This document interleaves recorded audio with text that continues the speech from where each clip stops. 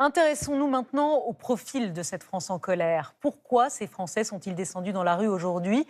Quelles sont leurs revendications, leurs inquiétudes? Julien Cholin et Alexandre Gras ont été à la rencontre des manifestants du Havre. 6 h du matin, ils sont une trentaine à installer un barrage filtrant sur cet axe à l'entrée du Havre.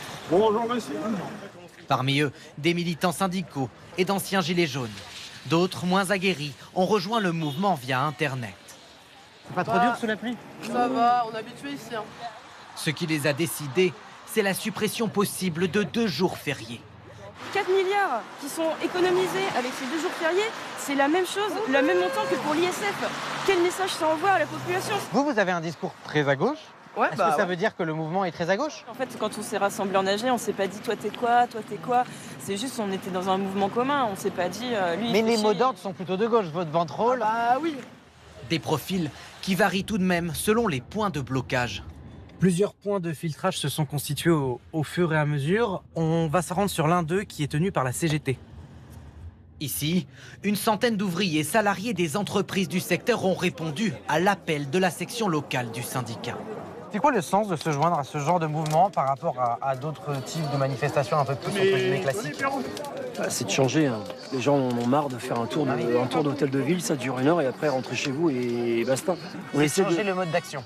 Mode d'action et puis surtout c'est un réenclenchement. On est sur une dynamique de rentrée. Vous espérez qu'il y a un mouvement qui s'ancre et qui dure? Qui s'amplifie, oui, bien sûr, puisqu'on parle déjà du 18. Un peu plus loin, nous sommes ici dans la zone industrielle de Gonfreville avec la fameuse raffinerie.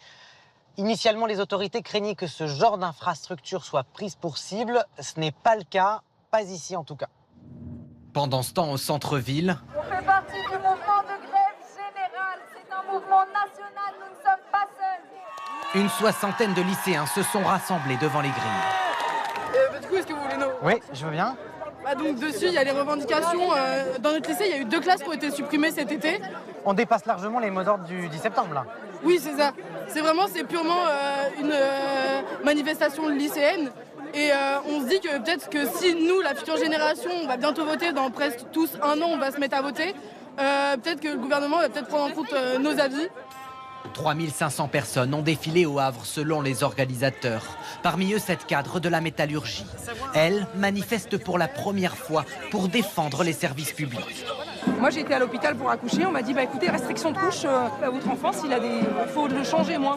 Il y avait une salle par exemple à l'hôpital, une salle pour que les mamans se retrouvent pour les collations, etc. Ça a été fermé, faute de budget. Vous estimez que... Mais je trouve qu'on paye des impôts, ok, mais qu'est-ce qu'on en fait de ces impôts?